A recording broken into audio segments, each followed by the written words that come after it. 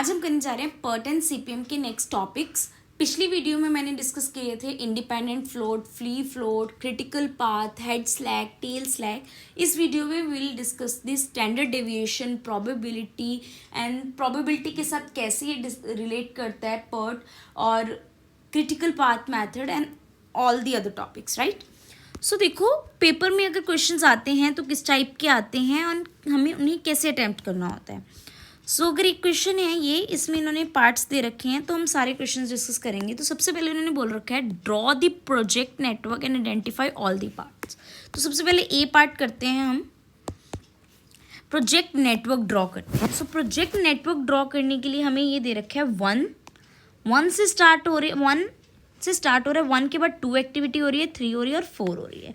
तो अब हम क्या करेंगे, हम यहाँ पे एक 1 बना लेंगे। 1 से will draw 2, will draw 3, will draw 4. So 2, 3 and 4. अब 2 से देखो 5 भी है, 3 से भी 5 है और 5 है आगे कंबाइन हो रहा है 6 पे। तो हमने 2 और 3 को कंबाइन करके 5 पे लेके आना है। सो अगर हम 2 और 3 को कंबाइन करते हैं तो विल हैव 5 हेयर एंड 4 को 6 पे लेके आना है और 5 को 6 पे लेके आना है। कुछ ऐसा वैल्यू बन जाएगी, यहाँ पे हमारा 6 आ जाएगा, राइट। तो ऐसे से हमारे पास डायग्राम क्रिएट होगी। अब हमने क्या निकालना है, यहाँ पे ऑप्टिमिस्टिक टाइम दे रखे है, मोस्ट लाइकली और पेसिमिस्टिक। तो हमने एस्टिमेटेड टाइम निकालना है। एस्टिमेटेड टाइम का formula is TO plus 4TM plus TP divided by 6, right. So TO यहाँ पे कितने हैं, 1 plus 1 into 4 plus 7। So 7 plus 4 11 plus 1 12 divided by 6 is 2। तो इसी तरह से सिमिलरली हम निकाल लेंगे 7 4 into 4 16 plus 8 24 divided by 6 is 4। सो ऐसे हमारे पास ये सारे आ जाएंगे 2 4 3 1 6 5 7।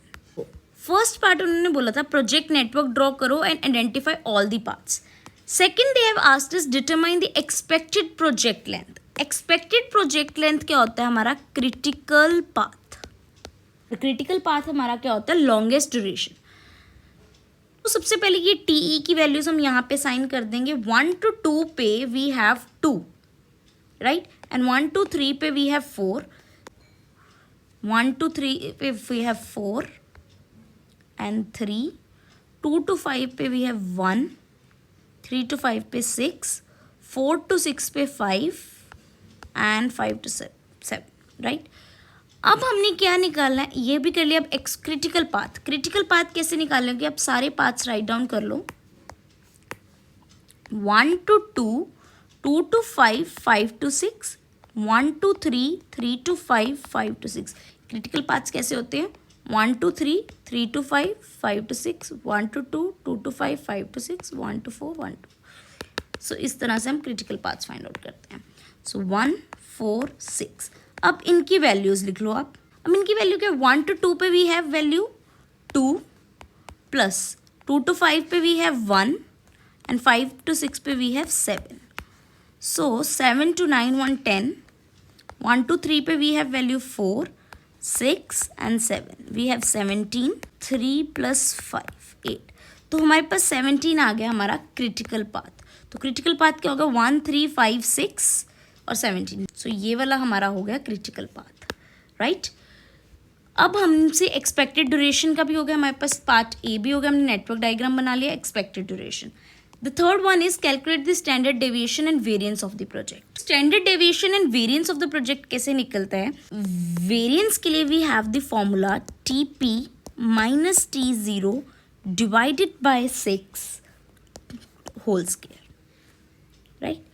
So TP हमारे पास क्या है, 7 minus 1, 7 minus 1 divided by 6 का whole square, which is 6 minus 6 is equals to 1. 1 का whole square we have is 1. Similarly 7 minus 1 तो फिर 1 आ जाएगा हमारे पास। 8 minus 2 6 तो फिर 1 आ जाएगा। 1 माइनस 1 0 है तो 0 का स्केयर 0 ही आ जाएगा। 14 माइनस 2 डिवाइडेड बाई 6, 12 बाई 6 तो 2 आ गया, 2 का स्केयर हमारे पास क्या आ जाएगा 4। 8 माइनस 2 6 है तो 1 ही आ जाएगा। 15 माइनस 3 12 है, 12 डिवाइडेड बाई 6 2 का स्केयर इज 4। तो ऐसे हमारे पास आ गया वेरिएंस। हमने इंडिविजुअल तो निकाल लिया, अब हमने क्या निकालना है, वेरिएंस ऑफ प्रोजेक्ट, राइट।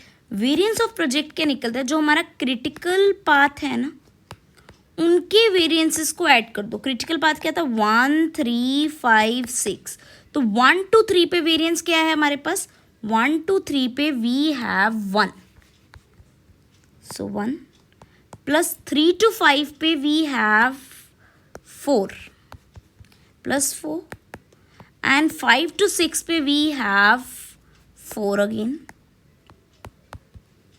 तो हमारे पास 9 आ गया वेरिएंस और standard deviation is under root of variance, so 3 हमारे पास आ गया standard deviation. So our variance is 9 and standard deviation is 3। ये हमारे पास आ गया C part. Next D part में they have asked what is the probability that the project will be completed. क्या प्रोबेबिलिटी है कि हमारा प्रोजेक्ट कंप्लीटेड होगा at least 4 weeks earlier than the expected time. इसको डी का हमने फर्स्ट पार्ट निकाल रहे हैं। सो उन्होंने पूछा है कि क्या प्रोबेबिलिटी है कि 4 वीक पहले हमारे एक्सपेक्टेड टाइम से हमारा प्रोजेक्ट कंप्लीट हो जाए। सो एक्सपेक्टेड टाइम बेसिकली सबसे पहले तो मैं आपको बता दूं कौन सा होता है, जो हमारा क्रिटिकल पाथ पे टाइम होता है, जो हमारी लॉन्गेस्ट ड्यूरेशन होती है, जैसे इसमें हमारे आया 17 वीक्स। तो अब उन्होंने बोला है, अब अगर हम z वाला याद करें नॉर्मल डिस्ट्रीब्यूशन में जब हम करते थे x minus x bar divided by standard deviation, तो ये जो हमारा एक्सपेक्टेड टाइम होता है ये हमारा x बार होता है। तो 17 वीक्स तो आ गया। उन्होंने बोला क्या प्रोबेबिलिटी है कि वो 4 वीक पहले हो जाए। तो हमारा जो स्केड्यूल्ड टाइम है ना वो क्या चाह रहे हैं 4 वीक पहले, तो वो चाहते हैं कि क्या प्रोबेबिलिटी है कि वो 13 वीक से पहले पहले हो जाए।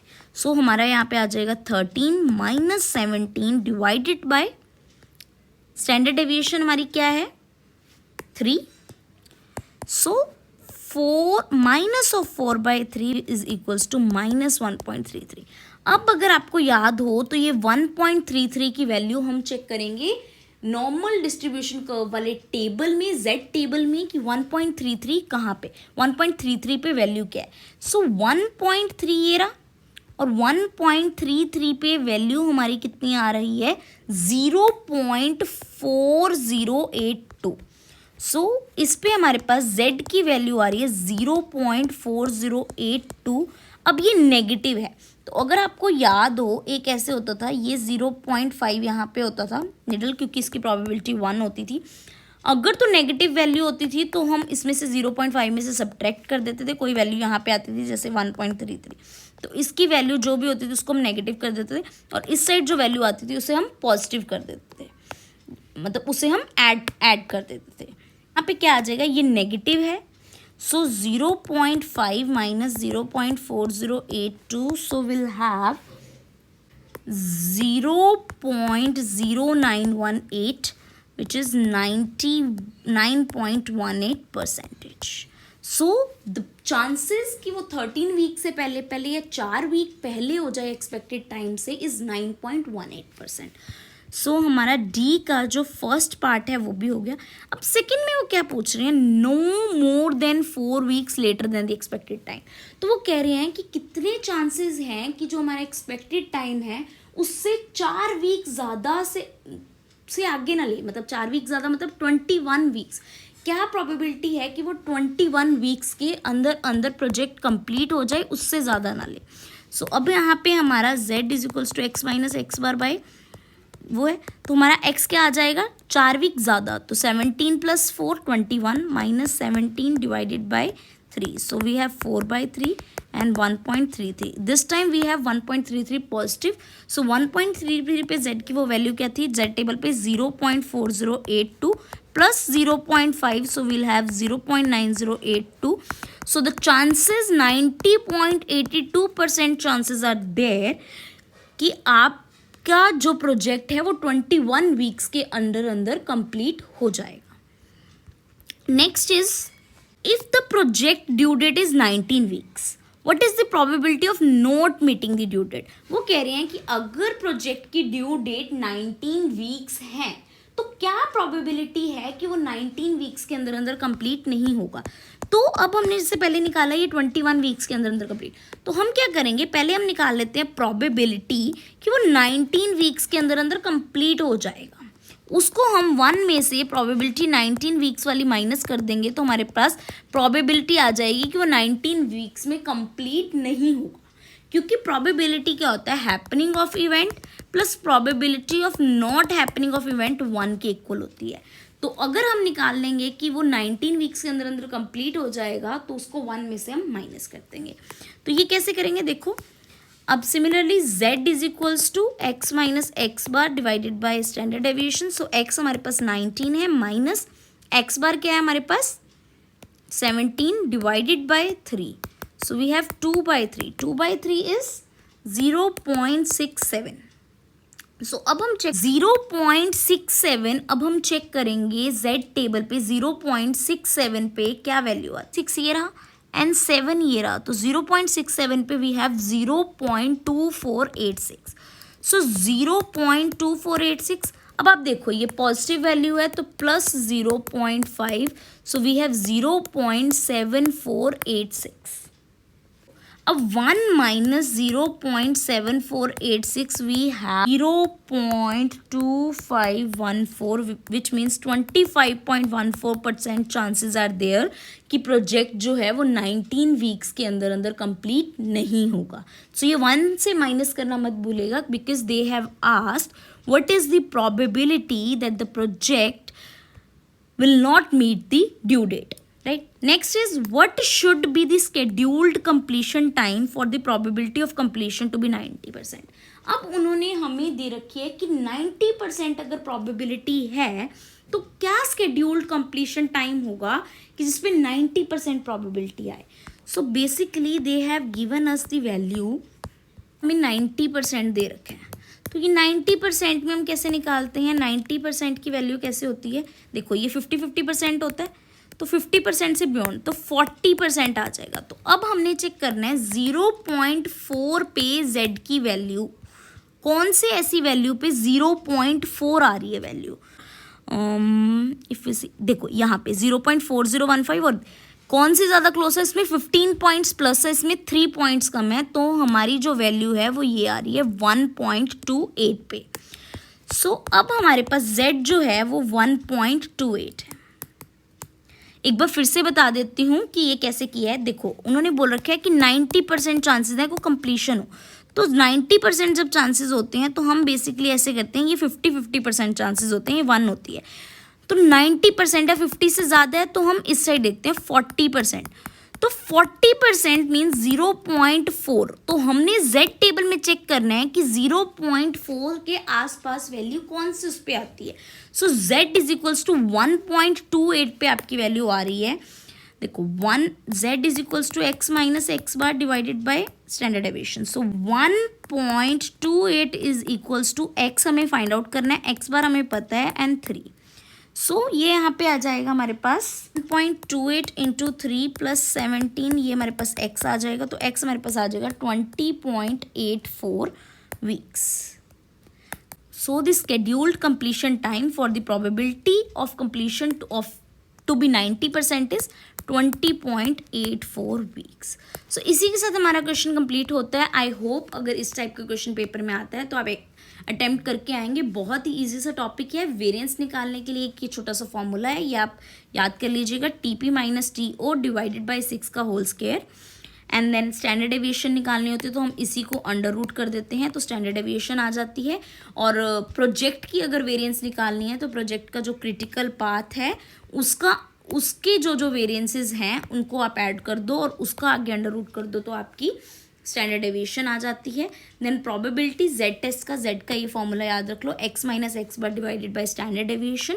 तो और x बार जो होता है वो क्रिटिकल पाथ वाला टाइम होता है and x bar is the expected time, longest duration.